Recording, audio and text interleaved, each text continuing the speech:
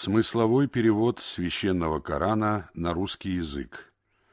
Перевод с арабского Кулиева Эльмира. Сура Аль-Бакара. Корова. Во имя Аллаха Милостивого, Милосердного. Алиф, Лам, Мим. Это писание, в котором нет сомнения, является верным руководством для богобоязненных, которые веруют в сокровенное, совершают намаз и расходуют из того, чем мы их наделили, которые веруют в ниспосланное тебе и ниспосланное до тебя и убеждены в последней жизни. Они следуют верному руководству от их Господа, и они являются преуспевшими. Воистину неверующим безразлично, предостерег ты их или не предостерег. Они все равно не уверуют. Аллах запечатал их сердца и слух, а на глазах у них покрывало. Им уготованы великие мучения. Среди людей есть такие, которые говорят: «Мы уверовали в Аллаха и в последний день», однако они суть неверующие. Они пытаются обмануть Аллаха и верующих, но обманывают только самих себя и не осознают этого. Их сердца поражены недугом, да усилит Аллах их недуг. Им уготованы мучительные страдания за то, что они лгали. Когда им говорят: «Не распространяйте нечестие на земле», они отвечают: «Только мы и устанавливаем порядок». Воистину, именно они распространяют нечестие, но они не осознают этого. Когда им говорят: «Уверуйте так, как уверовали люди», они отвечают: «Неужели мы уверуем так, как уверовали глупцы?» Воистину, именно они являются глупцами, но они не знают этого. Когда они встречают верующих, то говорят: «Мы уверовали». Когда же они остаются наедине со своими дьяволами, они говорят: «Воистину мы с вами, мы лишь издеваемся». Аллах поиздевается над ними и увеличит их беззаконие, в котором они скитаются вслепую. Они те, которые купили заблуждение за верное руководство. Но сделка не принесла им прибыли, и они не последовали прямым путем. Они подобны тому, кто разжег огонь. Когда же огонь озарил все вокруг него, Аллах лишил их света и оставил их в темноте, где они ничего не видят. Глухие, немые, слепые, они не вернутся на прямой путь. Или же они подобны оказавшимся под ливнем с неба. Он несет мрак, гром и молнию. Они же в смертельном страхе затыкают уши пальцами от грохота молний. Воистину, Аллах объемлет неверующих. Молния готова отнять у них зрение. Когда она вспыхивает, они отправляются в путь. Когда же опускается мрак, они останавливаются. Если бы Аллах пожелал, Он лишил бы их слуха и зрения. Воистину, Аллах способен на всякую вещь. О люди! Поклоняйтесь вашему Господу, который сотворил вас и тех, кто был до вас. Быть может, вы устрашитесь? Он сделал для вас землю ложем, а небо кровлей, низвел с неба воду и взрастил ею плоды для вашего пропитания. Посему никого не равняйте с Аллахом сознательно. Если же вы сомневаетесь в том, что мы не спаслали нашему рабу, то сочините одну подобную суру и призовите своих свидетелей помимо Аллаха, если вы говорите правду. Если же вы этого не сделаете, а ведь вы никогда этого не сделаете, то побойтесь огня, растопкой которого являются люди и камни, он уготован неверующим. Обрадуй тех, которые уверовали и совершали праведные деяния, тем, что им уготованы райские сады, в которых текут реки. Всякий раз, когда им будут подавать плоды для пропитания, они будут говорить: «Это уже было даровано нам прежде». Но им будут давать нечто похожее. У них там будут очищенные супруги, и они пребудут там вечно. Воистину, Аллах не смущается приводить притчи о комаре или о том, что больше него. Те, которые уверовали, знают, что это истина от их Господа. Те же, которые не уверовали, говорят: чего хотел Аллах, когда приводил эту притчу? Посредством нее Он многих вводит в заблуждение и многих наставляет на прямой путь. Однако Он вводит в заблуждение посредством нее только нечестивцев, которые нарушают завет с Аллахом после того, как они заключили его, разрывают то, что Аллах велел поддерживать, и распространяют нечестие на земле. Именно они окажутся в убытке. Как вы можете не веровать в Аллаха, тогда как вы были мертвы, и Он оживил вас? Потом Он умертвит вас, потом оживит, а потом вы будете возвращены к Нему. Он тот, кто сотворил для вас все, что на земле, а затем обратился к небу и сделал его 7 небесами. Ему известно обо всякой вещи. Вот твой Господь сказал ангелам: «Я установлю на земле наместника». Они сказали: «Неужели ты поселишь там того, кто будет распространять нечестие и проливать кровь, тогда как мы прославляем тебя хвалой и освящаем тебя?»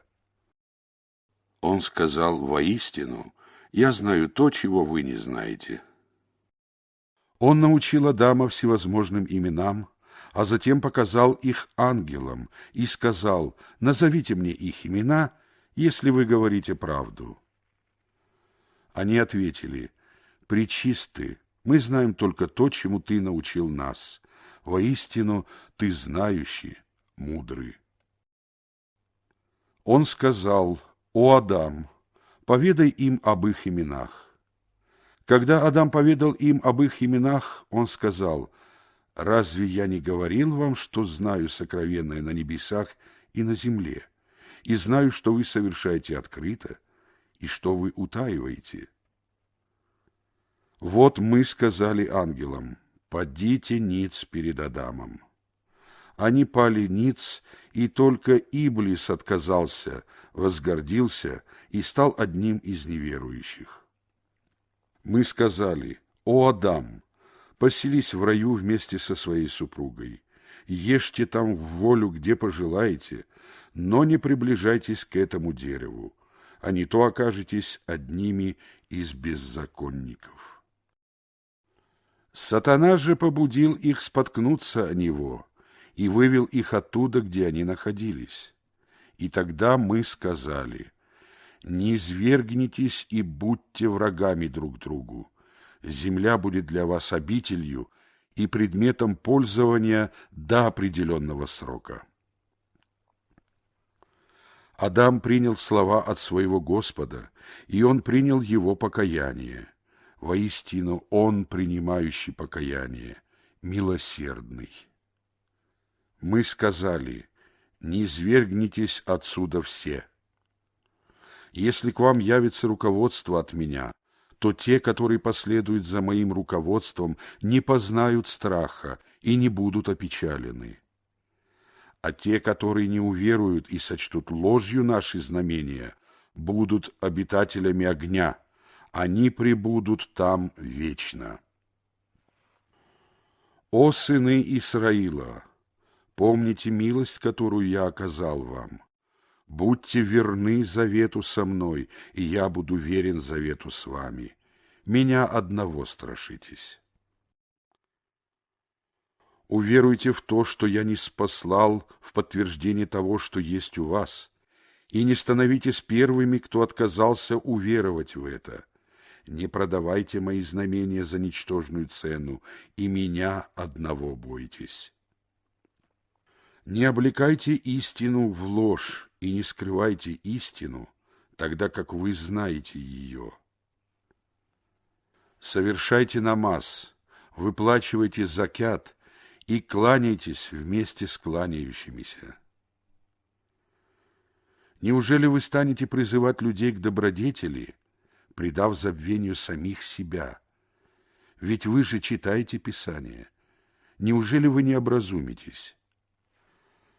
Обратитесь за помощью к терпению и намазу. Воистину, намаз является тяжким бременем для всех, кроме смиренных, которые убеждены в том, что они встретятся со своим Господом и что они возвратятся к Нему.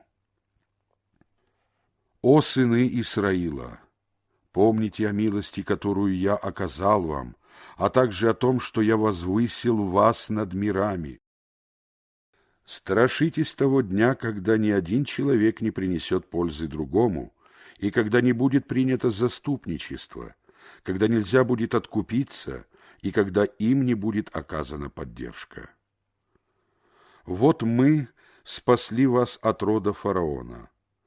Они подвергали вас ужасным мучениям, убивали ваших сыновей и оставляли в живых ваших женщин. Это было для вас великим испытанием или великой милостью от вашего Господа. Вот мы разверзли для вас море, спасли вас и потопили род фараона, тогда как вы наблюдали за этим.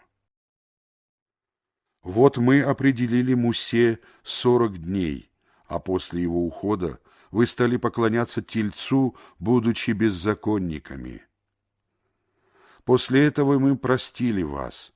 Быть может, вы будете благодарны. Вот мы даровали Мусе Писание и развлечение. Быть может, вы последуете прямым путем. Вот сказал Муса своему народу: «О мой народ! Вы были несправедливы к себе, когда стали поклоняться Тельцу. Покайтесь перед своим Создателем и убейте сами себя. Пусть невинные убьют беззаконников. Так будет лучше для вас перед вашим Создателем». Затем он принял ваши покаяния. Воистину, он, принимающий покаяние, милосердный. Вот вы сказали: «О Муса, мы не поверим тебе, пока не увидим Аллаха открыто». Вас поразила молния или постигла гибель, тогда как вы наблюдали за этим. Затем мы воскресили вас после смерти. Быть может, вы будете благодарны. Мы осенили вас облаками и ниспослали вам манну и перепелов. Вкушайте блага, которыми мы наделили вас. Они не были несправедливы по отношению к нам, они поступали несправедливо по отношению к себе. Вот мы сказали: войдите в этот город и ешьте в волю, где пожелаете. Войдите во врата, поклонившись, и скажите: прости нас. Мы простим ваши прегрешения и приумножим награду творящим добро. Беззаконники заменили сказанное им слово другим, и мы не спаслали на беззаконников наказание с неба за то, что они поступали нечестиво. Вот Муса попросил питья для своего народа, и мы сказали: ударь своим посохом по камню. Из него забили 12 ключей, и все люди узнали, где им надлежит пить. Ешьте и пейте из того, чем наделил Аллах, и не творите на земле зла, распространяя нечестие. Вот вы сказали: «О Муса, мы не сможем вынести однообразную пищу. Помолись за нас своему Господу, чтобы Он взрастил для нас из того, что произрастает на земле, овощи, огурцы, чеснок, чечевицу и лук». Он сказал: «Неужели вы просите заменить лучшее тем, что хуже? Спуститесь в любой город, и там вы получите все, о чем попросили». Их постигли унижение и бедность. Они навлекли на себя гнев Аллаха тем, что отвергали знамения Аллаха и несправедливо убивали пророков. Это произошло потому, что они были ослушниками и приступали к границе дозволенного. Воистину, верующим, а также иудеям, христианам и сабиям, которые уверовали в Аллаха и в последний день, и поступали праведно, уготована награда у их Господа. Они не познают страха и не будут опечалены. Вот мы взяли с вас обещание и воздвигли над вами гору. Крепко придерживайтесь того, что мы даровали вам, и поминайте то, что содержится там. Быть может, вы устрашитесь. После этого вы отвернулись, и если бы не милость и милосердие Аллаха к вам, вы непременно оказались бы в числе потерпевших убыток. Вы знали тех из вас, которые нарушили субботу. Мы сказали им: будьте обезьянами презренными. Мы сделали это примерным наказанием для них самих и для будущих поколений, а также назиданием для богобоязненных. Вот Муса сказал своему народу: Аллах приказывает вам зарезать корову. Они сказали: неужели ты насмехаешься над нами? Он сказал: упаси меня, Аллах, оказаться одним из невежд. Они сказали: помолись за нас своему Господу, чтобы Он разъяснил нам, какая она. Он сказал: Он говорит, что она не старая и не тёлка, средняя по возрасту между ними. Выполните же то, что вам велено. Они сказали: помолись за нас своему Господу, чтобы Он разъяснил нам, какой она масти. Он сказал: Он говорит, что это корова светло-желтого цвета, она радует смотрящих. Они сказали: помолись за нас своему Господу, чтобы Он разъяснил нам, какова же она, ведь коровы кажутся нам похожими одна на другую.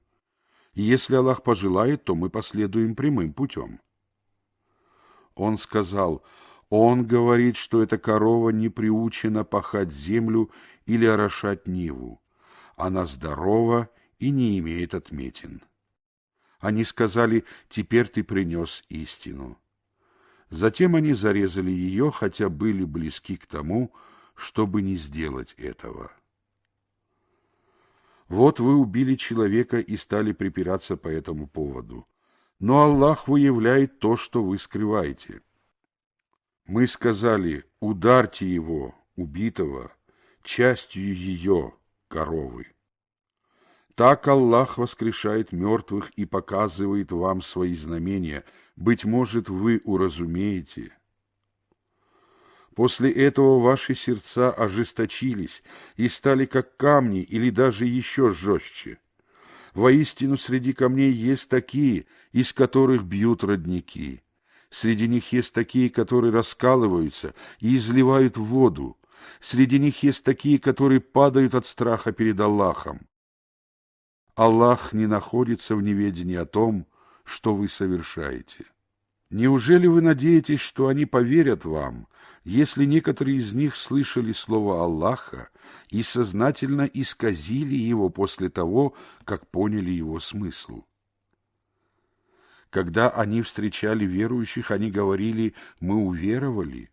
Когда же они оставались наедине друг с другом, то говорили: неужели вы расскажете им о том, что открыл вам Аллах, чтобы они могли припираться с вами посредством этого перед вашим Господом? Неужели вы не уразумеете этого? Неужели они не знают, что Аллаху ведомо все, что они скрывают и обнародуют? Среди них есть неграмотные люди, которые не знают Писания, а лишь верят пустым мечтам и делают предположения. Горе тем, которые пишут Писание собственными руками, а затем говорят: это от Аллаха, чтобы купить за это ничтожную цену. Горе им за то, что написали их руки, горе им за то, что они приобретают. Они говорят: огонь коснется нас лишь на считанные дни. Скажи: неужели вы заключили завет с Аллахом?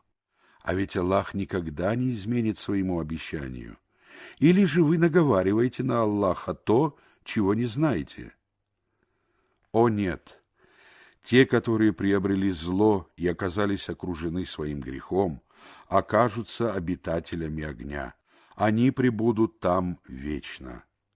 А те, которые уверовали и совершали праведные деяния, окажутся обитателями рая. Они пребудут там вечно.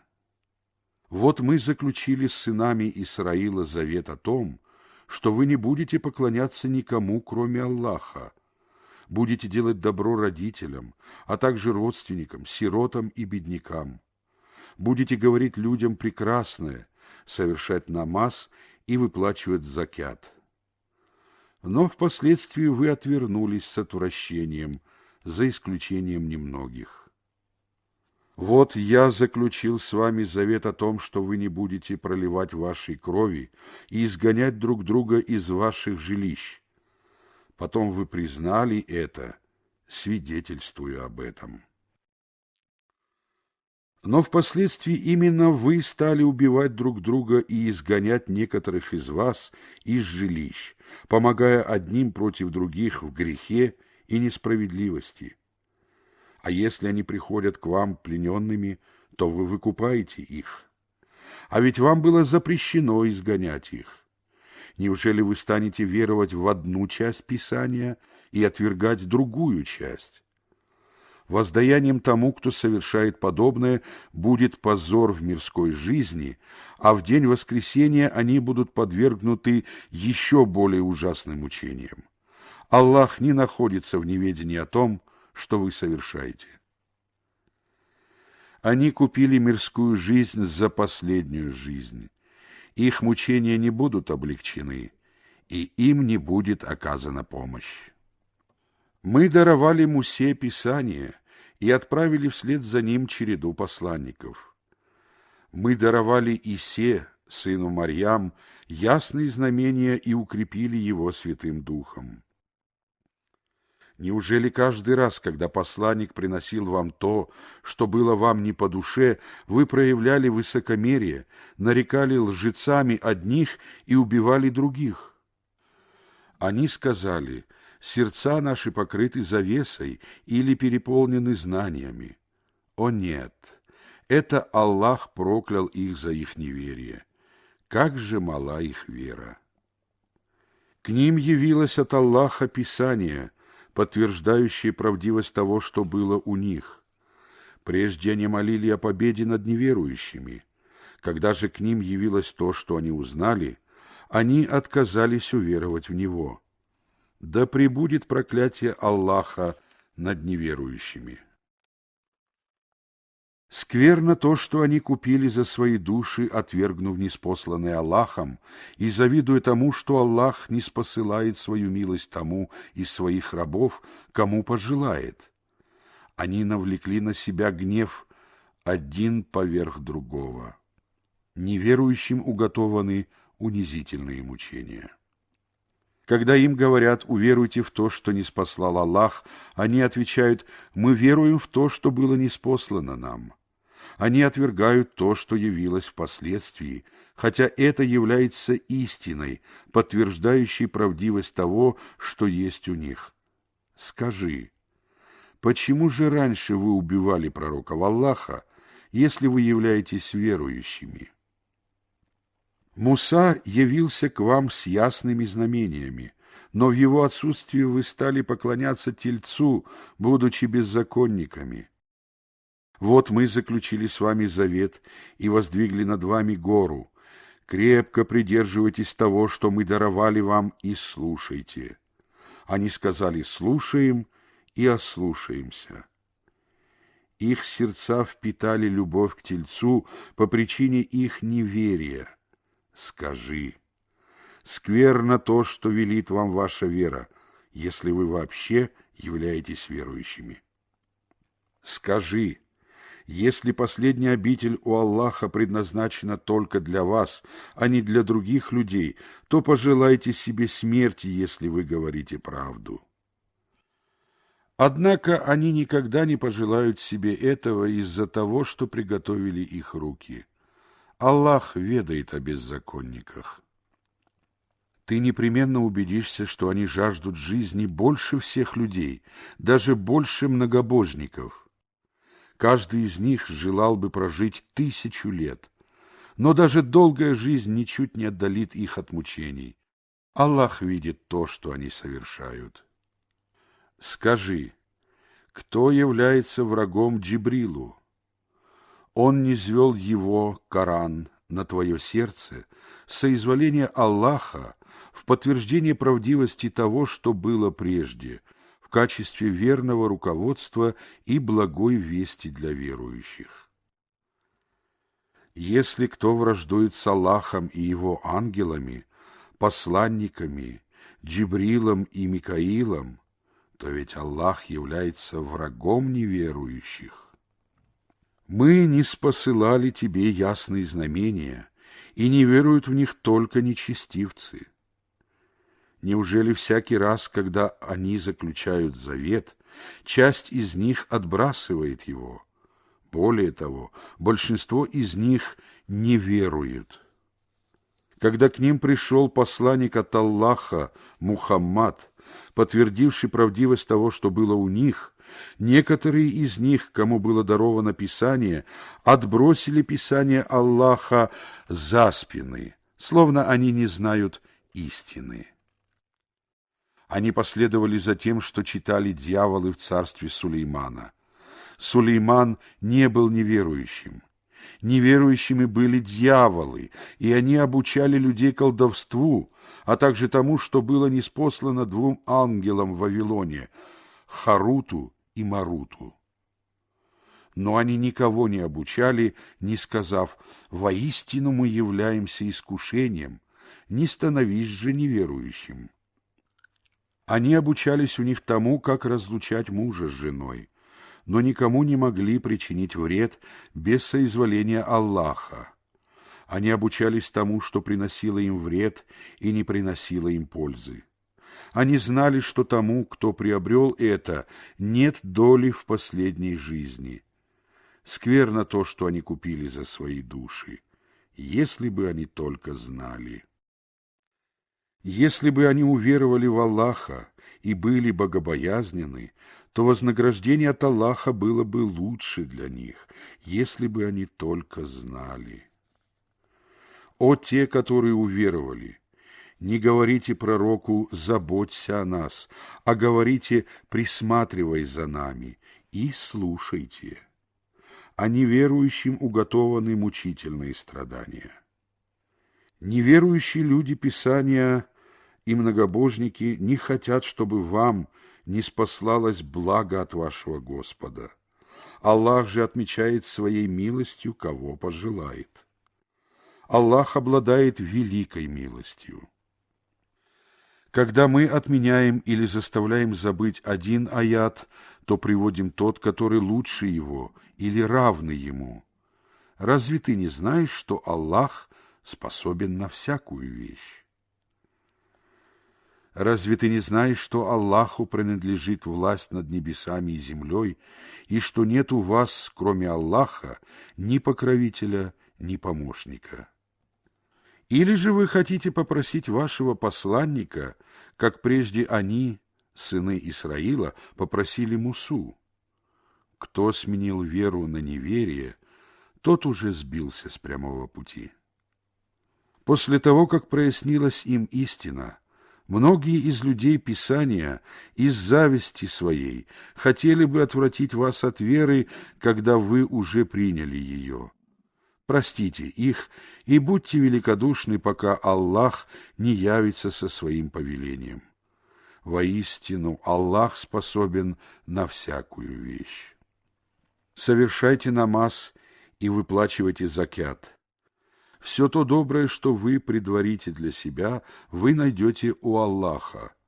Воистину, Аллах видит то, что вы совершаете.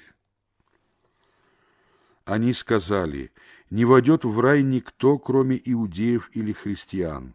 Таковы их мечты. Скажи: приведите ваши доказательства, если вы говорите правду. О нет! Кто покорит свой лик Аллаху, совершая добро, тот получит награду от своего Господа. они не познают страха и не будут опечалены. Иудеи сказали: христиане не следуют прямым путем, а христиане сказали: иудеи не следуют прямым путем.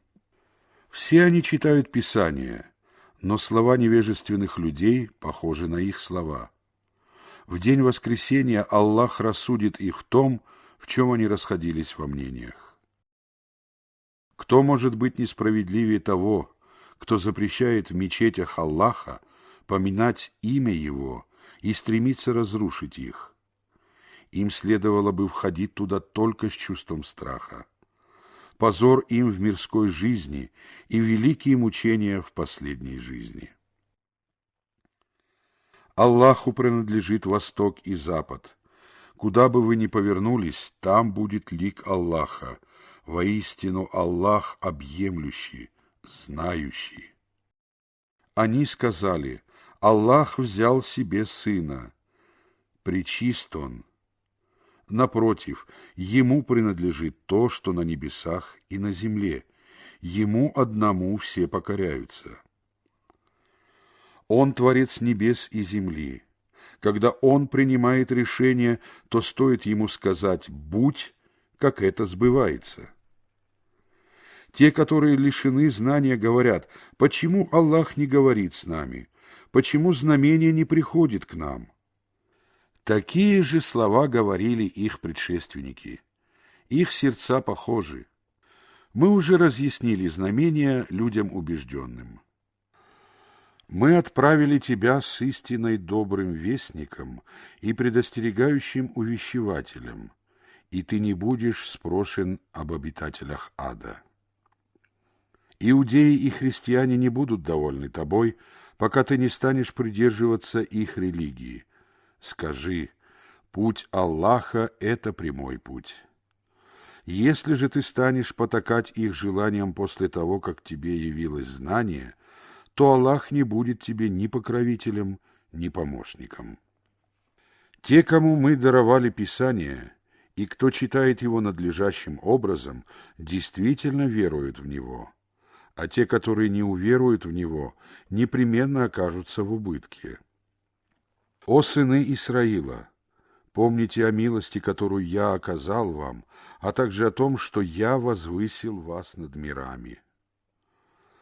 Страшитесь дня, когда ни один человек не принесет пользы другому, и когда нельзя будет откупиться, когда ничем не поможет заступничество, и когда им не будет оказана поддержка. Вот испытал Господь Ибрахима повелениями, и тот выполнил их. Он сказал: «Я сделаю тебя предводителем людей». Он сказал: «И из моего потомства». Он сказал: «Мой завет не коснется беззаконников». Вот мы сделали дом Каабу пристанищем для людей и безопасным местом. Сделайте же место Ибрахима местом моления. Мы повелели Ибрахиму и Исмаилу очистить мой дом для совершающих обход, пребывающих, кланяющихся и падающих ниц. Вот сказал Ибрахим: «Господи, сделай этот город безопасным и надели плодами его жителей, которые уверовали в Аллаха и в последний день». Он сказал: «А неверующим я позволю пользоваться благами недолгое время, а затем заставлю их страдать в огне. Как же скверно это место прибытия!» Вот Ибрахим и Исмаил подняли основание дома Каабы. «Господь наш, прими от нас, воистину Ты слышащий, знающий. Господь наш, сделай нас покорившимся Тебе, а из нашего потомства общину, покорившуюся Тебе.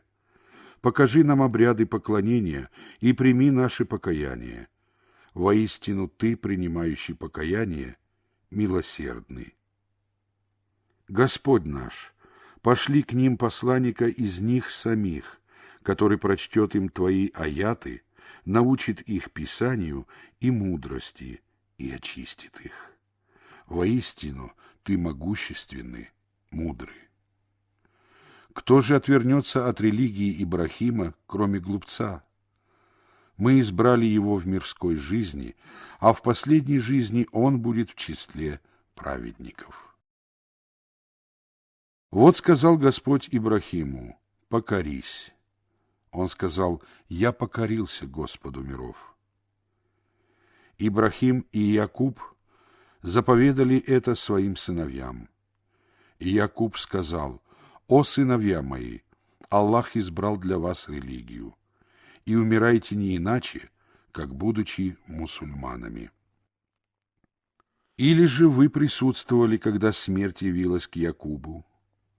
Он сказал своим сыновьям: кому вы будете поклоняться после меня? Они сказали: мы будем поклоняться твоему Богу и Богу твоих отцов, Ибрахима, Исмаила и Исхака. Единственному Богу, Ему одному мы покоряемся. Этот народ уже миновал.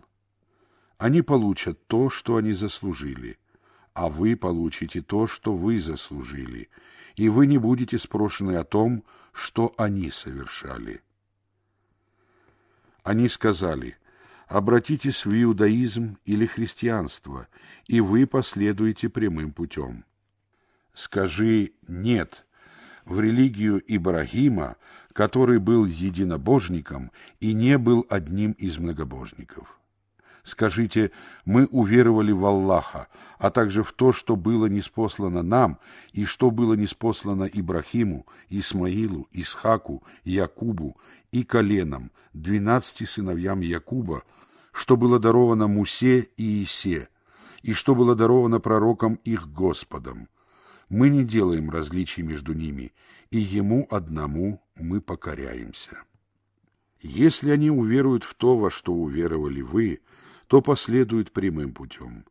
Если же они отвернутся, то окажутся в разладе с истиной. Аллах избавит тебя от них, ибо Он слышащий, знающий. Скажи: такова религия Аллаха. А чья религия может быть лучше религии Аллаха? Ему одному мы поклоняемся. Скажи: неужели вы станете припираться с нами относительно Аллаха, тогда как Он является нашим Господом и вашим Господом? Нам достанутся наши деяния, а вам ваши деяния, и мы искренни перед Ним. Неужели вы скажете, что Ибрахим, Исмаил, Исхак, Якуб и колено, 12 сыновей Якуба, были иудеями или христианами? Скажи: вы лучше знаете, или Аллах? Кто может быть несправедливее того, кто скрыл имеющиеся у него от Аллаха свидетельства? Аллах не пребывает в неведении относительно того, что вы совершаете. Этот народ уже миновал. Они получат то, что они заслужили, а вы получите то, что вы заслужили, и вы не будете спрошены о том, что они совершали.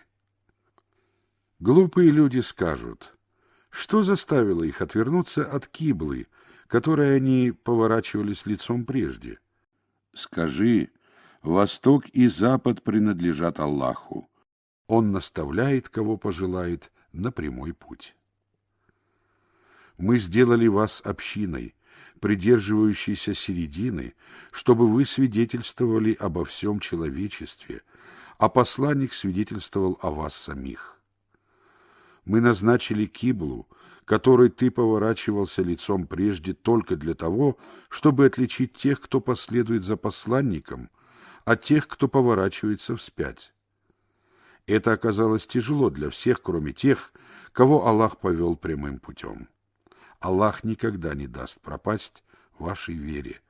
Воистину, Аллах сострадателен и милосерден к людям.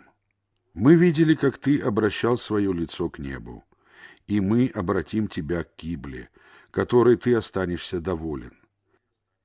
Обрати же свое лицо в сторону заповедной мечети. Где бы вы ни были, обращайте ваши лица в ее сторону. Воистину, те, которым даровано Писание, знают, что такова истина от их Господа. Аллах не пребывает в неведении относительно того, что они совершают. Какое бы знамение ты ни показал тем, кому было даровано Писание, они все равно не станут обращаться к твоей кибле, а ты не станешь обращаться к их кибле. Никто не станет обращаться к кибле других.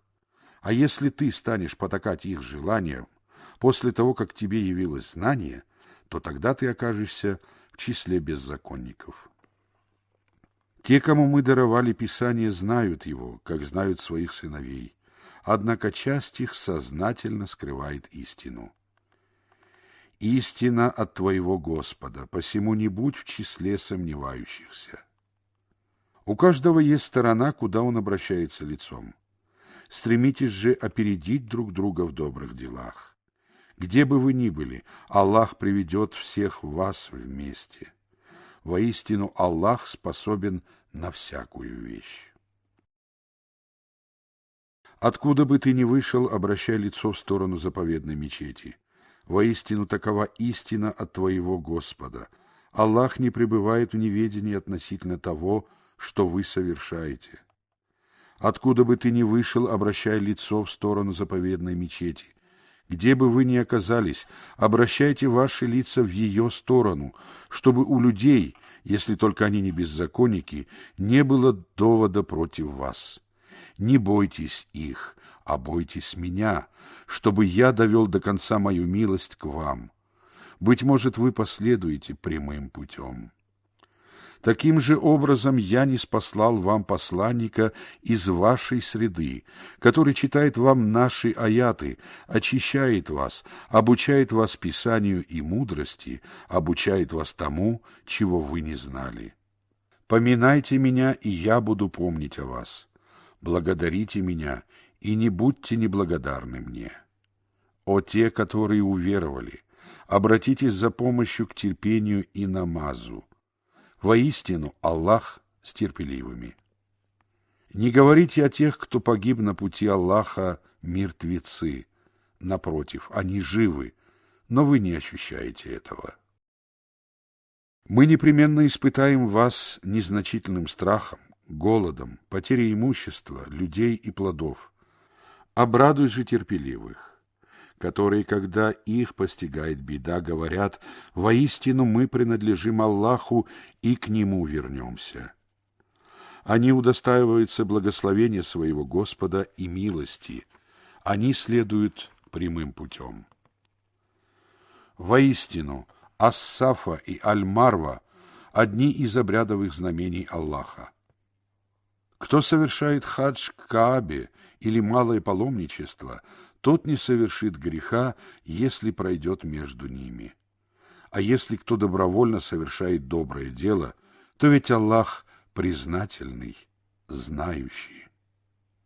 Воистину, тех, которые скрывают ниспосланные нами ясные знамения и верное руководство, после того, как мы разъяснили это людям в Писании, проклянет Аллах и проклянут проклинающие.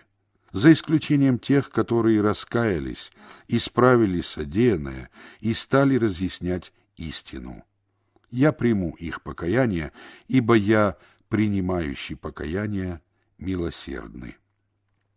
Воистину, на тех, которые не уверовали и умерли неверующими, лежит проклятие Аллаха, ангелов и людей.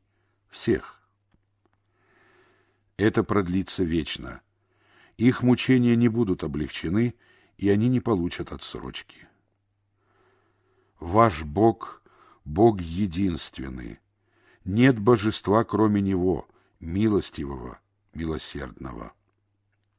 Воистину, в сотворении небес и земли, в смене ночи и дня, в кораблях, которые плывут по морю, с тем, что приносит пользу людям, в воде, которую Аллах ниспослал с неба и посредством которой Он оживил мертвую землю и расселил на ней всевозможных животных, в смене ветров, в облаке, подчиненном между небом и землей, заключены знамения для людей разумеющих. Среди людей есть такие, которые приобщают к Аллаху равных и любят их так же, как любят Аллаха. Но те, которые уверовали, любят Аллаха сильнее. Если бы беззаконники увидели, когда они узреют мучения, что могущество целиком принадлежит Аллаху и что Аллах причиняет тяжкие мучения. Когда те, за кем следовали, отрекутся от тех, кто следовал за ними, и увидят мучения, связи между ними оборвутся.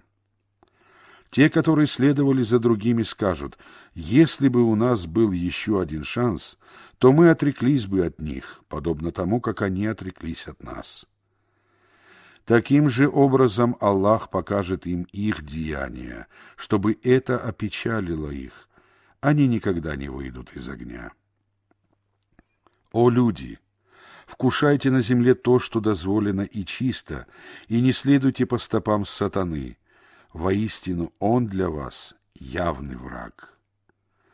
Воистину, он велит вам творить зло и мерзость и наговаривать на Аллаха то, чего вы не знаете. Когда им говорят: «Следуйте тому, что ниспослал Аллах», они отвечают: «Нет, мы будем следовать тому, на чем застали наших отцов». А если их отцы ничего не разумели и не следовали прямым путем? Неверующий подобный скотине, на которую прикрикивает пастух, тогда как она не слышит ничего, кроме зова и крика. Они глухи, немы и слепы. Они ничего не разумеют. О те, которые уверовали! Вкушайте дозволенные блага, которыми мы наделили вас, и будьте благодарны Аллаху, если только вы поклоняетесь Ему. Он запретил вам мертвечину, кровь, мясо свиньи и то, что принесено в жертву не ради Аллаха. Если же кто-либо вынужден съесть запретное, не проявляя ослушания и не приступая пределы необходимого, то нет на нем греха. Воистину, Аллах прощающий, милосердный. Воистину, те, которые скрывают ниспосланное Аллахом в Писании и покупают за это малую цену, наполняют свои животы огнем. Аллах не станет говорить с ними в день воскресения и не очистит их. Им уготованы мучительные страдания. Они купили заблуждение за верное руководство и мучение за прощение. Насколько же они готовы терпеть огонь? Это потому, что Аллах ниспослал Писание воистине, а те, которые спорят относительно Писания, находятся в полном разладе с истиной. Благочестие состоит не в том, чтобы вы обращали ваши лица на восток и запад, но благочестив тот, кто уверовал в Аллаха, в последний день, в ангелов, в Писание, в пророков, кто раздавал имущество, несмотря на свою любовь к нему, родственникам, сиротам, бедным, путникам и просящим, расходовал его на освобождение рабов, совершал намаз, выплачивал закят, соблюдал договора после их заключения, проявлял терпение в нужде, при болезни и во время сражения. Таковы те, которые правдивы, таковы богобоязненные. О те, которые уверовали! Вам предписано возмездие за убитых, свободный за свободного, раб за раба, женщина за женщину. Если же убийца прощен своим братом, то следует поступить по справедливости и уплатить ему выкуп надлежащим образом. Таково облегчение от вашего Господа и милость. А кто приступит к границе дозволенного после этого, того постигнут мучительные страдания. Возмездие спасает вам жизнь, о обладатели разума. Быть может, вы будете богобоязненны. Когда смерть приближается к одному из вас, и он оставляет после себя добро, то ему предписано оставить завещание родителям и ближайшим родственникам на разумных условиях. Такова обязанность богобоязненных. Если же кто-либо изменит завещание после того, как он выслушал его, то вина ложится только на тех, кто его изменил. Воистину Аллах слышащий, знающий. Если же кто-либо опасается, что завещатель поступит несправедливо или совершит грех и установит мир между сторонами, то на нем не будет греха. Воистину Аллах прощающий, милосердный. О те, которые уверовали! Вам предписан пост, подобно тому, как он был предписан вашим предшественникам. Быть может, вы устрашитесь. Поститься следует считанное количество дней. А если кто из вас болен или находится в пути, то пусть постится столько же дней в другое время. А тем, которые способны поститься с трудом, следует во искупление накормить бедняка. А если кто добровольно совершает доброе дело, то тем лучше для него. Но вам лучше поститься, если бы вы только знали. В месяц Рамадан был ниспослан Коран, верное руководство для людей, ясные доказательства верного руководства и развлечения. Тот из вас, кого застанет этот месяц, должен поститься. А если кто болен или находится в пути, то пусть постится столько же дней в другое время. Аллах желает вам облегчения и не желает вам затруднения. Он желает, чтобы вы довели до конца определенное число дней и возвеличили Аллаха за то, что Он наставил вас на прямой путь. Быть может, вы будете благодарны. Если мои рабы спросят тебя обо мне, то ведь я близок и отвечаю на зов молящегося, когда он взывает ко мне. Пусть же они отвечают мне и веруют в меня. Быть может, они последуют верным путем. Вам дозволено вступать в близость с вашими женами в ночь поста.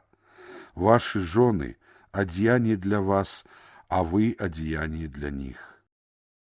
Аллах знает, что вы предаете самих себя. Ослушайтесь Аллаха и вступайте в половую близость с женами по ночам во время поста в Рамадане. И поэтому Он принял ваши покаяния и простил вас. Отныне вступайте с ними в близость и стремитесь к тому, что предписал вам Аллах.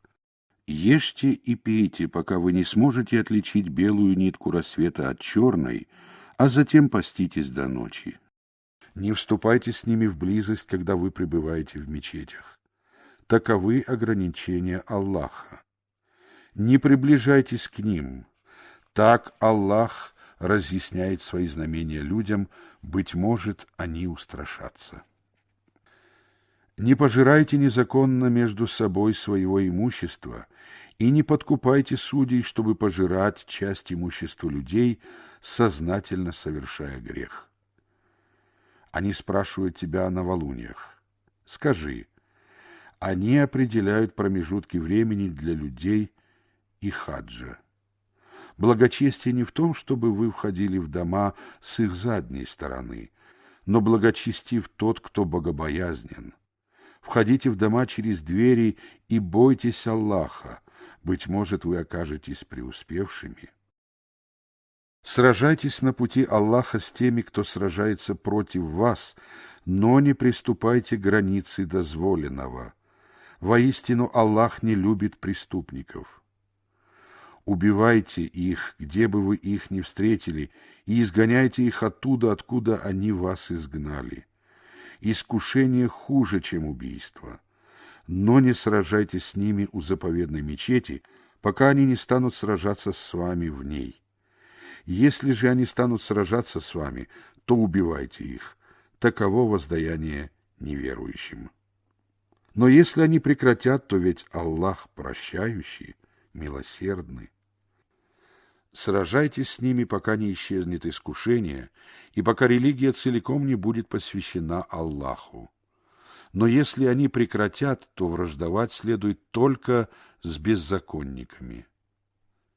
Запретный месяц за запретный месяц, а за нарушение запретов – возмездие. Если кто покусился на вас, то и вы покуситесь на него, подобно тому, как он покусился на вас. Бойтесь Аллаха и знайте, что Аллах с богобоязненными. Делайте пожертвования на пути Аллаха и не обрекайте себя на гибель, и творите добро, поскольку Аллах любит творящих добро. Завершайте хадж и малое паломничество во имя Аллаха. Если вы будете задержаны, то принесите в жертву то, что сможете. Не брейте ваши головы, пока жертвенные животные не достигнут места заклания. А если кто из вас болен или из-за головы своей испытывает страдания, то он должен в качестве искупления поститься или раздать милостыню или принести жертву. Если же вы находитесь в безопасности, то всякий, кто совершает малое паломничество и прерываемый хадж, должен принести в жертву то, что сможет. Если же он не сможет сделать этого, то он должен поститься 3 дня во время хаджа и 7 дней после его окончания, всего 10 дней. Это распространяется на тех, чья семья не живет в заповедной мечети. Бойтесь же Аллаха и знайте, что Аллах суров в наказании. Хадж совершается в известные месяцы.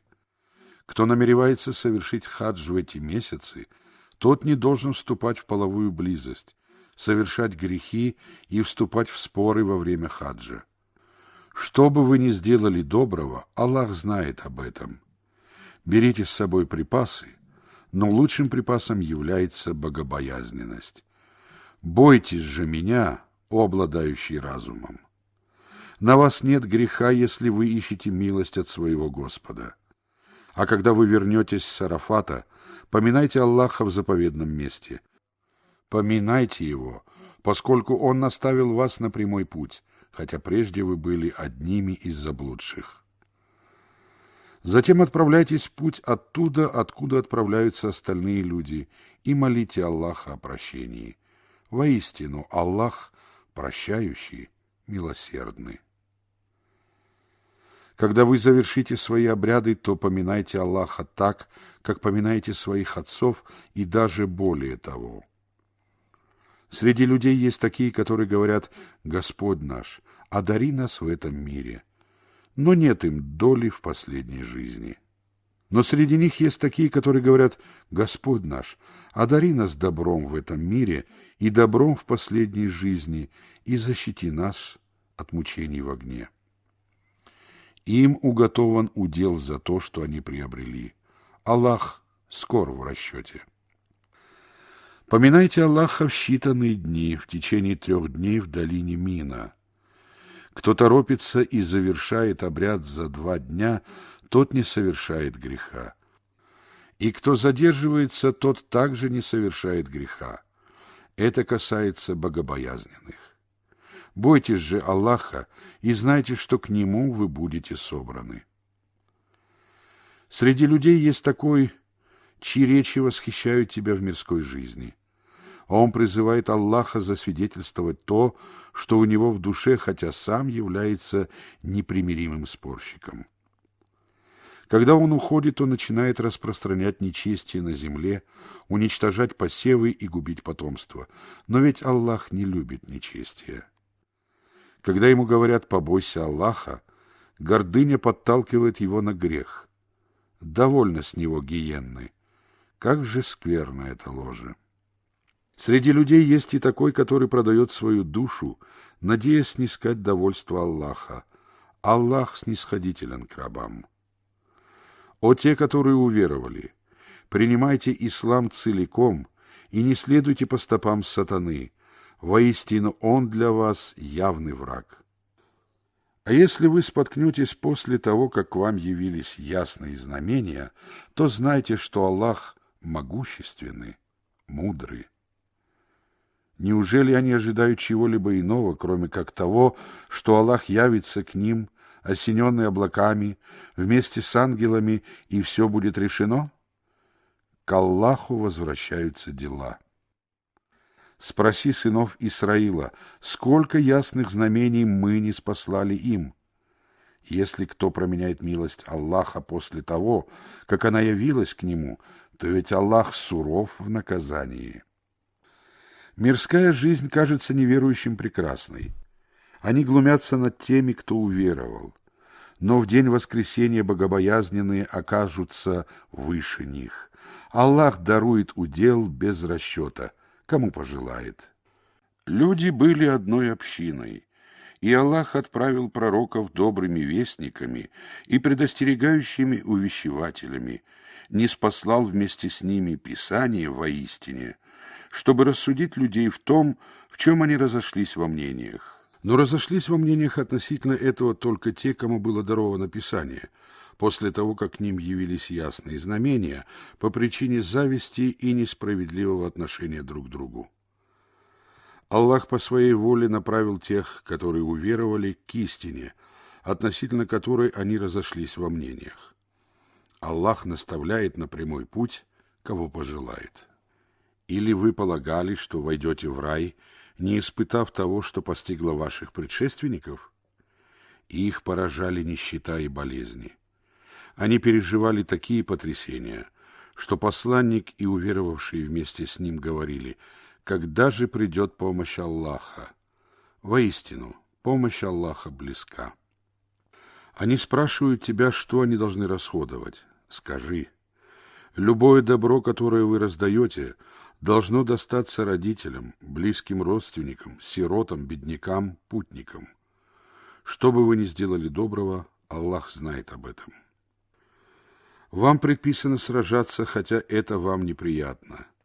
Быть может, вам неприятно то, что является благом для вас, и, быть может, вы любите то, что является злом для вас.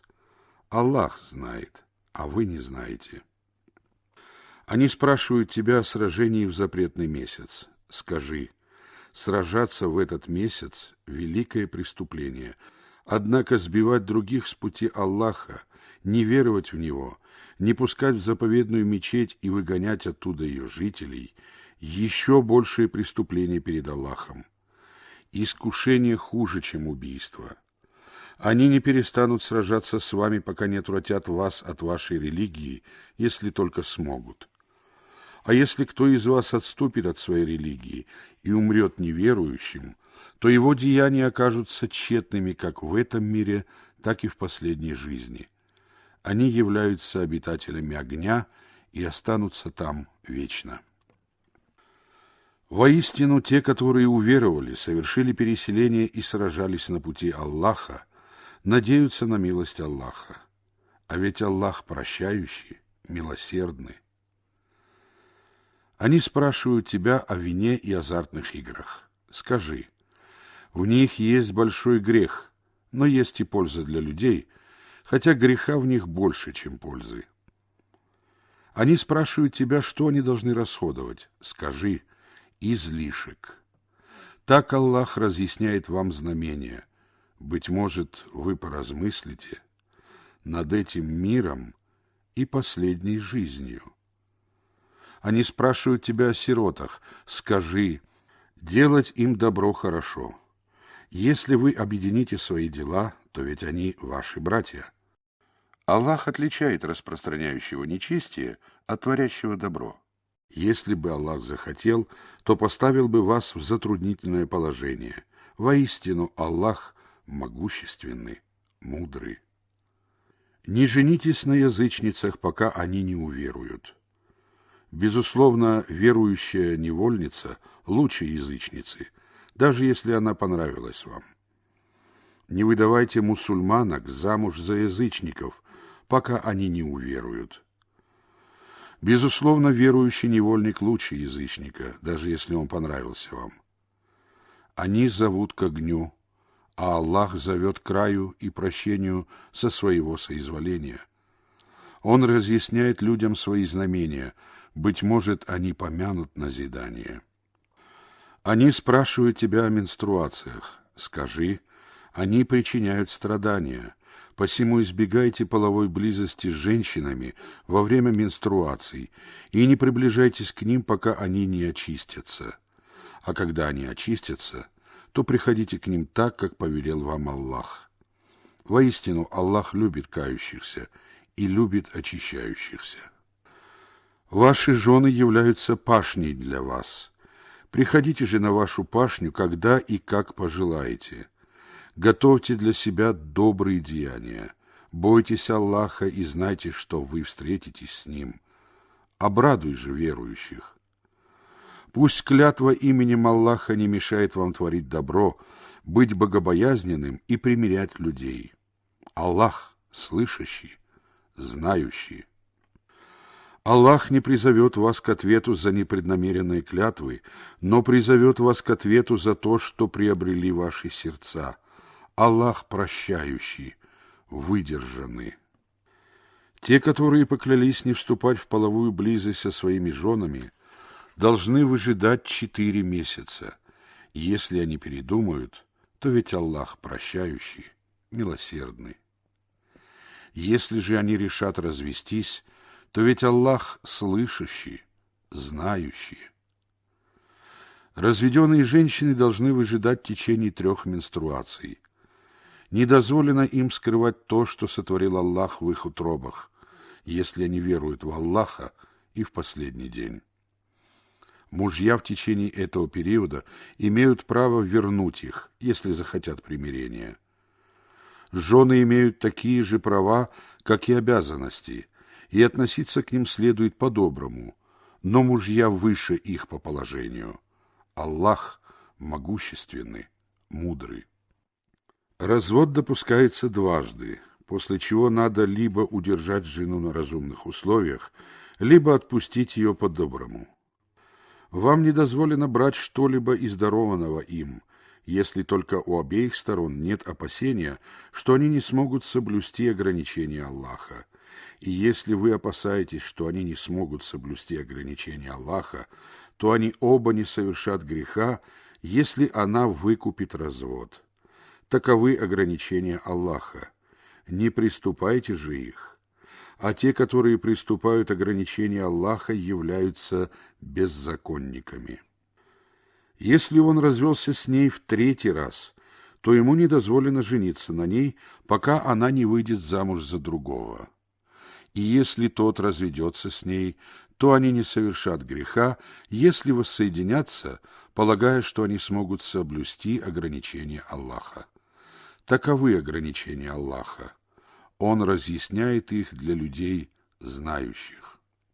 Если вы развелись с вашими женами, и они выждали положенный им срок, то либо удержите их на разумных условиях, либо отпустите их на разумных условиях.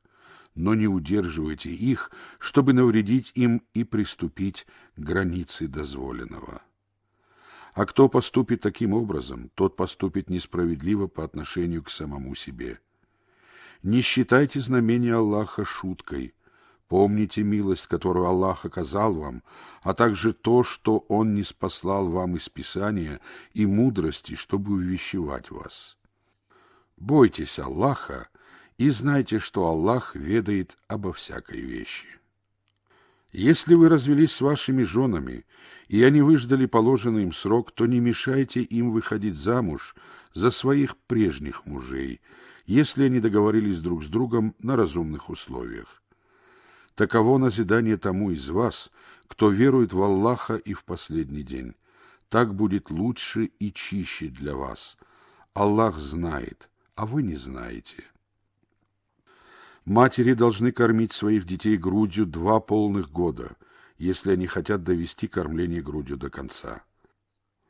А тот, у кого родился ребенок, должен обеспечивать питание и одежду матери на разумных условиях. Ни на одного человека не возлагается сверх его возможностей. Нельзя причинять вред матери за ее ребенка, а также отцу за его ребенка. Такие же обязанности возлагаются на наследника отца. Если они пожелают отнять ребенка от груди по взаимному согласию и совету, то не совершат греха. И если вы пожелаете нанять кормилицу для ваших детей, то не совершите греха, если вы заплатите ей на разумных условиях. Бойтесь Аллаха и знайте, что Аллах видит то, что вы совершаете. Если кто-либо из вас скончается и оставит после себя жен, то они должны выждать 4 месяца и 10 дней.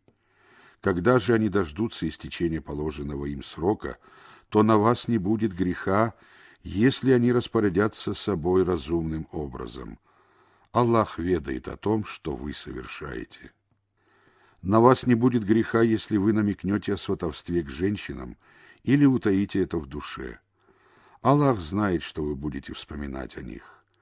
Не давайте им тайных обещаний и говорите только достойные слова.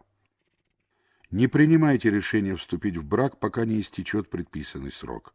Знайте, что Аллаху известно о том, что в ваших душах.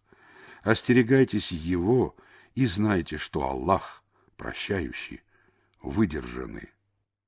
На вас не будет греха, если вы разведетесь с женами, не коснувшись их, и не установив для них обязательное вознаграждение, приданое. Одарите их разумным образом, и пусть богатый поступит по мере своих возможностей, а бедный по мере своих возможностей. Такова обязанность творящих добро. Если же вы разведетесь с ними до того, как коснулись их, но после того, как установили обязательное вознаграждение, приданое, то отдайте им половину установленного вознаграждения, если только они не простят или не простит тот, в чьих руках брачное соглашение. Если вы простите, то это будет ближе к богобоязненности. Не забывайте о снисходительности по отношению друг к другу. Воистину, Аллах видит то, что вы совершаете. Оберегайте намазы, и особенно средний, послеполуденный намаз, и стойте перед Аллахом смиренно. Если вы испытываете страх, то молитесь на ходу или верхом. Когда же вы окажетесь в безопасности, то поминайте Аллаха так, как Он научил вас тому, чего вы не знали. Если кто-либо из вас скончается и оставит после себя жен, то они должны завещать, чтобы их обеспечивали в течение 1 года и не прогоняли. Если же они сами уйдут, то на вас не будет греха за то, что они распорядятся собой разумным образом. Аллах могущественный, мудрый. Разведенных жен полагается обеспечивать разумным образом. Такова обязанность богобоязненных. Так Аллах разъясняет вам свои знамения, быть может, вы уразумеете. Разве ты не знаешь о тех, которые покинули свои жилища, опасаясь смерти, хотя их были 1000? Аллах сказал им: умрите.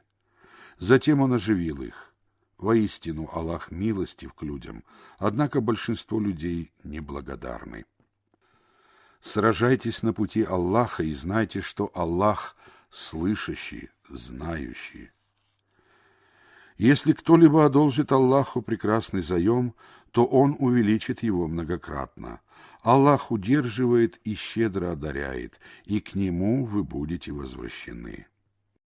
Не знаешь ли ты о знати сынов Исраила, живших после Мусы? Они сказали своему пророку: назначь для нас царя, чтобы мы сражались на пути Аллаха. Он сказал: может ли быть, что если вам будет предписано сражаться, вы не станете сражаться? Они сказали: а чего же нам не сражаться на пути Аллаха, если мы изгнаны из наших жилищ и разлучены с нашими детьми? Когда же им было предписано сражаться, они отвернулись, за исключением немногих. Аллах ведает о беззаконниках. Их пророк сказал им: Аллах назначил вам царем Талута. Они сказали: как он может быть нашим царем, если мы более достойны править, чем он, и он лишен достатка в имуществе? Он сказал: Аллах предпочел его вам и щедро одарил его знаниями и статью. Аллах дарует свое царство, кому пожелает. Аллах объемлющий, знающий. Их пророк сказал им: знамением его царствия станет то, что к вам явится сундук с миром от вашего Господа.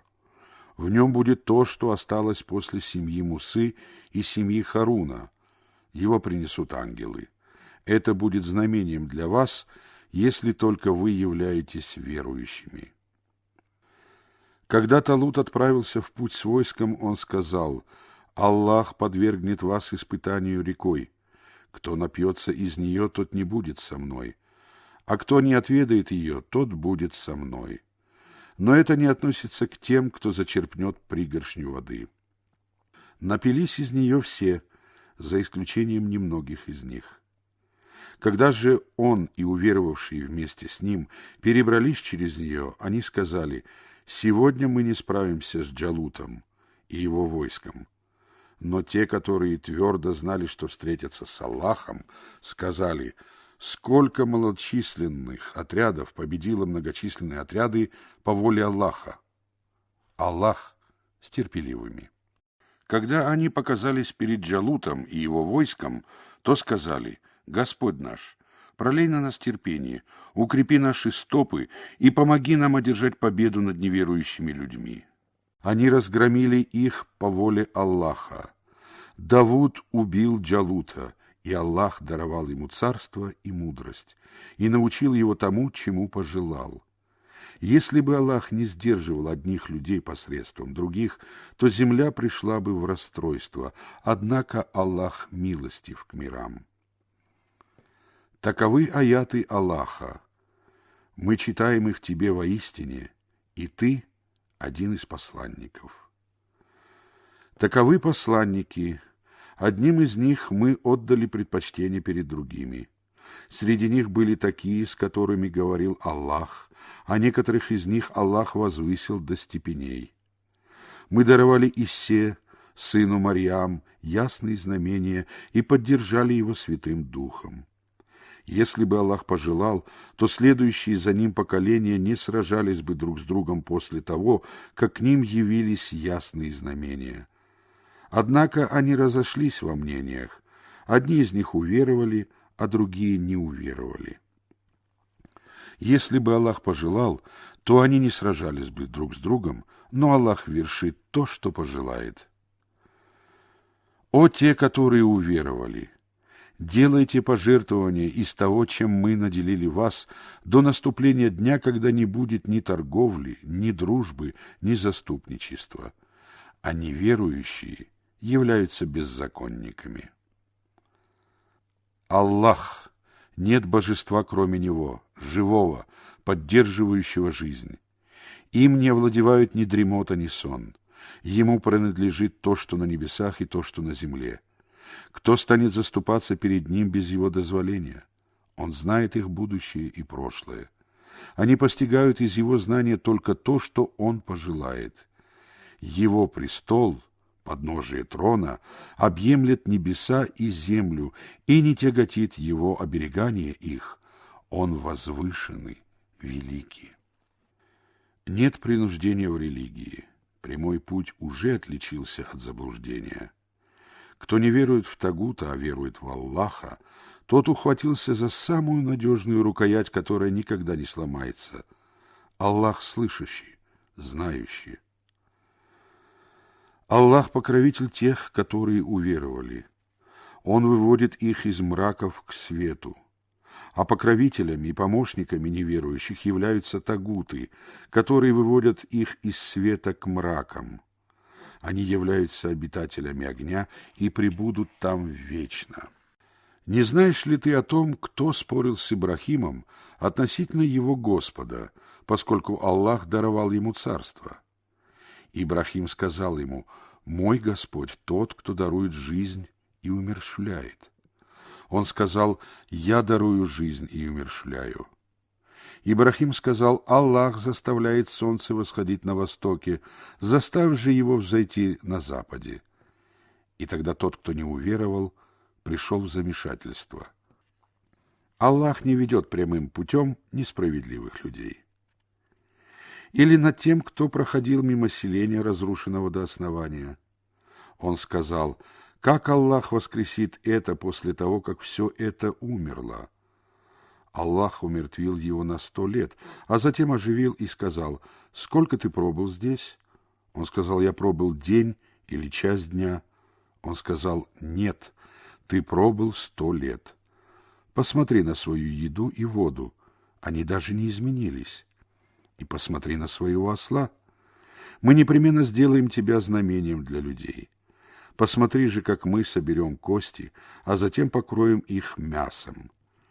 Когда это было показано ему, он сказал: «Я знаю, что Аллах способен на всякую вещь». Вот сказал Ибрахим: «Господи, покажи мне, как ты оживляешь покойников». Он сказал: «Разве ты не веруешь?»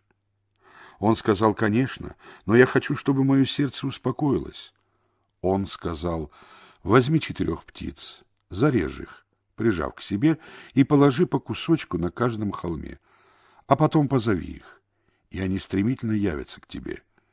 И знай, что Аллах могущественный, мудрый. Притчей о тех, кто расходует свое имущество на пути Аллаха, является притча о зерне, из которого выросло 7 колосьев, и в каждом колосе по 100 зерен. Аллах увеличивает награду, кому пожелает. Аллах объемлющий, знающий. Тем, кто расходует свое имущество на пути Аллаха и не сопровождает свои пожертвования попреками и оскорблениями, уготована награда у их Господа. Они не познают страха и не будут опечалены. Доброе слово и прощение лучше милостыни, за которой следует обидный попрек. Аллах богатый, выдержанный. О те, которые уверовали! Не делайте ваши подаяния тщетными своими попреками и оскорблениями, подобно тому, кто расходует свое имущество ради показухи и не верует при этом в Аллаха и в последний день. Притчей о нем является притча о гладкой скале, покрытой слоем земли. Но вот выпал ливень и оставил скалу голой. Они не властны ни над чем из того, что приобрели. Аллах не ведет прямым путем неверующих людей.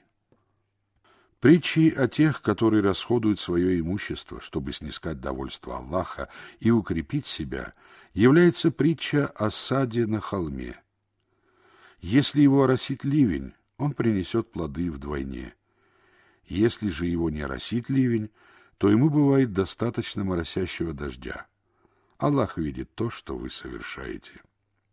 Захочет ли кто-нибудь из вас, если у него будет сад из финиковых пальм и виноградника, в котором текут реки и растут всякие плоды, чтобы его сад был поражен огненным вихрем и сгорел, когда его постигнет старость, а его дети будут еще слабы? Так Аллах разъясняет вам знамения, быть может, вы поразмыслите. О те, которые уверовали! Делайте пожертвования из приобретенных вами благ и того, что мы взрастили для вас на земле, и не стремитесь раздать в качестве пожертвования дурное, чего бы вы сами не взяли, пока не зажмурили глаза. И знайте, что Аллах богатый, достохвальный. Сатана угрожает вам бедностью и велит творить мерзость. Аллах же обещает вам прощение от Него и милость. Аллах объемлющий, знающий. Он дарует мудрость, кому пожелает, и тот, кому дарована мудрость, награжден великим благом. Однако поминают назидание только обладающие разумом. Что бы вы ни потратили, какой бы обет вы ни дали, Аллах знает об этом, но для беззаконников нет помощников. Если вы раздаете милостыню открыто, то это прекрасно. Но если вы скрываете это и раздаете ее нищим, то это еще лучше для вас. Он простит вам некоторые из ваших прегрешений. Аллах ведает о том, что вы совершаете. Вести их прямым путем не твоя обязанность, ибо Аллах ведет прямым путем, кого пожелает. Все, что вы расходуете, идет на пользу вам самим. Вы расходуете это только из стремления к лику Аллаха. Какое бы добро вы ни израсходовали, вам воздастся сполна, и с вами не поступят несправедливо. Милостыня полагается беднякам, которые задержаны на пути Аллаха или не могут передвигаться по земле. Неосведомленный считает их богачами по причине их скромности. Ты узнаешь их по приметам. Они не выпрашивают у людей милостыню настойчиво. Какое бы добро вы ни израсходовали, Аллах знает об этом. Тем, кто расходует свое имущество ночью и днем, тайно и явно, уготована награда у их Господа. Они не познают страха и не будут опечалены. Те, которые пожирают лихву, восстанут, как восстает тот, кого сатана поверг своим прикосновением. Это потому, что они говорили: воистину торговля подобна лихаимству. Но Аллах дозволил торговлю и запретил лихаимство. Если кто-нибудь из них после того, как к нему явится предостережение от Аллаха, прекратит, то ему будет прощено то, что было прежде, и его дело будет в распоряжении Аллаха. А кто вернется к этому, те станут обитателями огня, в котором они пребудут вечно. Аллах уничтожает лихву и приумножает пожертвования. Аллах не любит всяких неблагодарных или неверующих грешников. Воистину тем, которые уверовали и вершили праведные деяния, совершали намаз и выплачивали закят, уготована награда у их Господа. Они не познают страха и не будут опечалены. О те, которые уверовали, бойтесь Аллаха и не берите оставшуюся часть лихвы, если только вы являетесь верующими. Но если вы не сделаете этого, то знайте, что Аллах и Его посланник объявляют вам войну. А если вы раскаиваетесь, то вам останется ваш первоначальный капитал. Вы не поступите несправедливо, и с вами не поступят несправедливо. Если должник находится в трудном положении, то дайте ему отсрочку, пока его положение не улучшится. Но дать милостыню будет лучше для вас, если бы вы только знали. Бойтесь того дня, когда вы будете возвращены к Аллаху. Тогда каждый человек сполна получит то, что приобрел, и с ними не поступят несправедливо.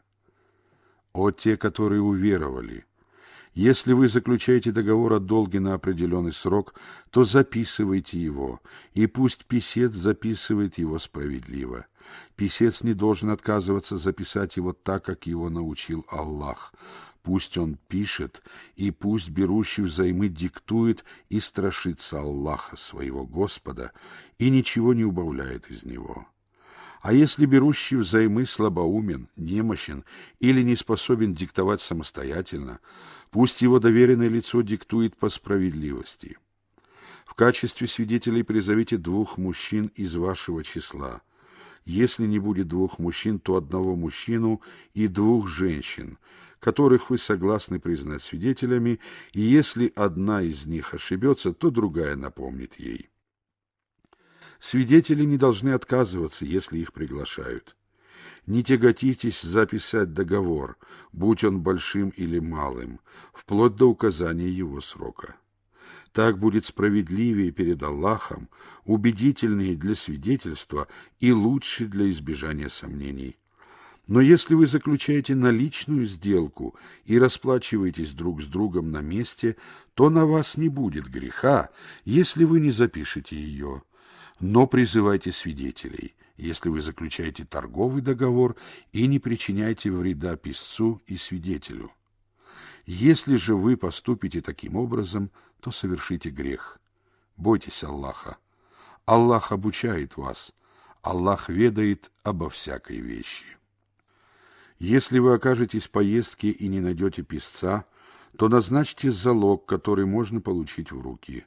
Но если один из вас доверяет другому, то пусть тот, кому доверено, вернет доверенное ему и убоится Аллаха, своего Господа. Не скрывайте свидетельства, а у тех, кто скрывает его, сердце поражено грехом. Аллаху известно о том, что вы совершаете. Аллаху принадлежит то, что на небесах, и то, что на земле. Обнаружите ли вы то, что в ваших душах, или утаите, Аллах предъявит вам счет за это. Он прощает, кого пожелает, и причиняет мучения, кому пожелает. Аллах способен на всякую вещь. Посланник и верующие уверовали в то, что ниспослано ему от Господа. Все они уверовали в Аллаха, Его ангелов, Его Писания и Его посланников. Они говорят: мы не делаем различий между Его посланниками. Они говорят: слушаем и повинуемся. Твоего прощения мы просим, Господь наш, и к Тебе предстоит прибытие. Аллах не возлагает на человека сверх его возможностей. Ему достанется то, что он приобрел, и против него будет то, что он приобрел. Господь наш, не наказывай нас, если мы позабыли или ошиблись. Господь наш, не возлагай на нас бремя, которое Ты возложил на наших предшественников. Господь наш, не обременяй нас тем, что нам не под силу. Будь снисходителен к нам, прости нас и помилуй. Ты наш покровитель. Помоги же нам одержать верх над неверующими людьми.